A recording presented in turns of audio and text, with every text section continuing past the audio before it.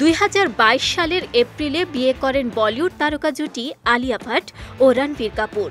সে বছর জুন মাসে সন্তান আগমনের সুখবর ভাগ করে নেয় এ দম্পতি। একই বছরের নভেম্বর মাসে জন্ম হয় কন্যা সন্তান রাহার।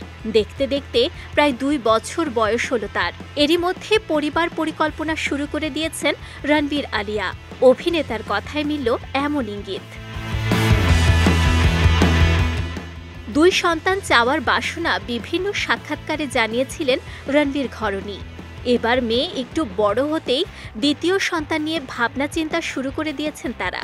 শোনা যাচ্ছে মেয়ের নামের উল্কি করে রেখেছেন নিজের শরীরে। সেটাই ছিল রণবীরের প্রথম উল্কি। এবার দ্বিতীয় উল্কির অপেক্ষায় রয়েছেন অভিনেতা। সম্প্রতি এক সাক্ষাৎকারে রণবীর বলেন, খুব শীঘ্রই দ্বিতীয় উল্কিটা করাবো।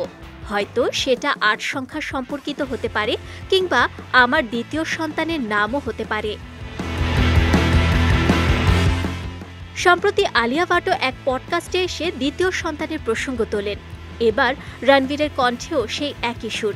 তবে আলিয়া অন্তঃসত্ত্বা কিনা তা নিয়ে স্পষ্ট কিছু জানাননি যুগল। এ মুহূর্তে রণবীর এবং আলিয়া সঞ্জয় লীলা বনসালি পরিচালিত লাভ অ্যান্ড ওয়ার সিনেমার শুটিং নিয়ে ভীষণ ব্যস্ত। পরবর্তী সময়ে ব্রহ্মাস্ত্র 2 সিনেমাতেও একসঙ্গে দেখা যাবে এ তারকা জুটিকে।